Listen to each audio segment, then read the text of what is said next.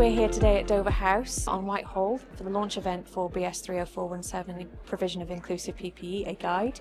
We've had lots of really good conversations, lots of ability to be able to say thank you to those that participated in the development of the standard, which I think is so important because every member of the panel is a volunteer.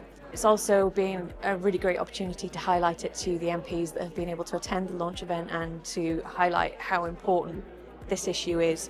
I ran a campaign for inclusive PPE in the construction industry, and that started with my own experiences of ill-fitting PPE and how that impacted my first few years in the industry, impacted my well-being, my health and safety. As things progressed, as the campaign got bigger, that's when BSI got in touch and said, we'd really like to do a British standard on this. It's something we've been following for a while and we think it's the right time to do it, and they brought me into the committee.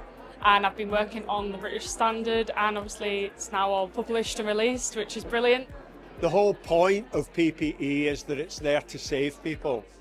And if it doesn't fit people, then it won't perform and it potentially won't save them. The new standard 30417 is basically about behaviours. It's taking things seriously, recognising the needs of the staff that are there, and making choices that benefit the staff and benefit the business. The personal protective equipment at work regulations require you to engage with your workforce. The fact that we've now got a new British standard to help people who are selecting PPE to apply that makes it really helpful. The new standard needs to be promoted successfully, awareness, and then embedded in people's standing operating procedures.